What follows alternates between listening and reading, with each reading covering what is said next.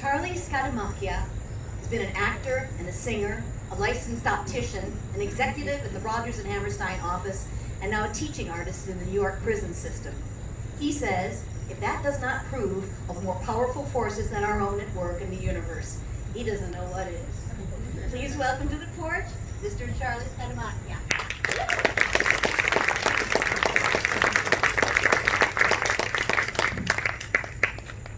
When I came out to my father in 1983, he wasn't happy, but I kept a low profile and never gave him any real reason to deal with who I was. So we sustained an uneasy peace between us for many years. And then I met Bill Fortune, and Bill and I knew that we each had found the person who would be there no matter what, for better or for worse, in sickness and in health, though back then we were not permitted to take that vow. But from the beginning, my three brothers, my sisters-in-law, my nieces and nephews all loved Bill and embraced him like family. But my dad refused to meet Bill. He didn't say those words, but every time I tried to arrange a meeting, he was busy. And this went on for some time, until my brother Steve called my dad and said, look, I know you're not going to understand this, but Chuck, my family all calls me Chuck, Chuck feels about Bill the way I feel about Terry, and the way Vince feels about Lisa, and the way Tony feels about Mary Ann. Do the right thing. And it worked. My dad agreed to meet for lunch. But 2 days before the lunch, my dad ended up in the hospital with cardiac issues. It seems there were no lengths he would not go to avoid meeting Bill. But luckily, it was a minor event, and he got out of the hospital, and we rescheduled lunch, and it went okay. It wasn't terrible, but it wasn't great. And every time my dad saw Bill after that, he was cordial, which was so different than how he was with my sisters-in-law that it really made me dread family get-togethers, particularly Christmas Eve, which was the big Scat family holiday. Now, a little background. My dad hated to shop. So every year at Christmas, after my mom died, my dad would take some cash and stick it in some envelopes, and he'd put them on the Christmas trees at whoever house we were gathered at. And for years, the envelope said, Vincent and Lisa, Anthony and Mary Ann, Stephen and Terry, Charles. He always called us by our formal names.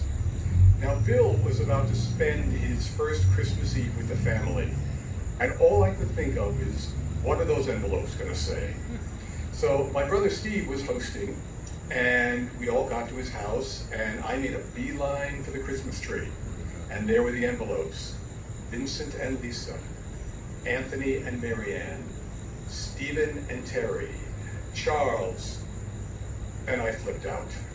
And when my brother saw me, and he said, calm down, look under the tree. And there, from my father, who hated to shop, was a wrapped gift for Bill. It was a huge step, I had to admit it, but it wasn't equal.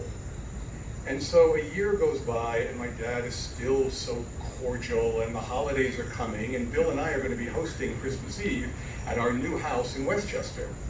So in November, I called my brother, and I said, you tell your father he had better not come to our house and insult us by not treating us every bit as equally as he treats you.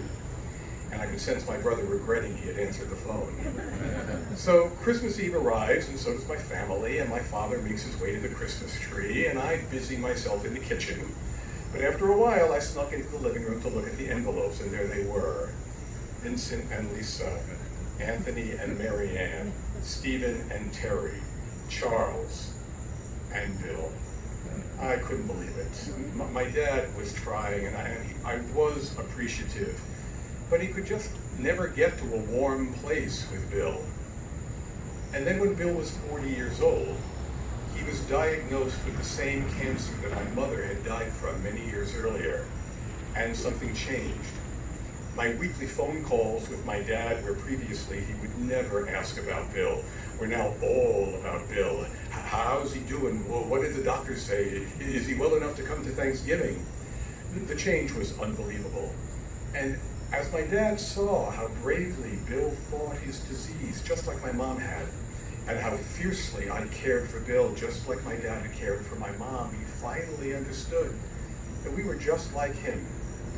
And when Bill died at age 52, just about the same age my mom was when she died, my dad was inconsolable.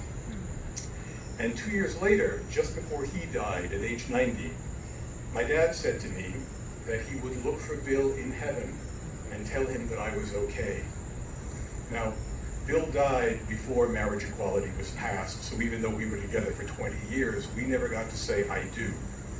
But if you had asked my dad at the end of his life if he approved of my relationship with Bill, he would have said, I do. Thank you.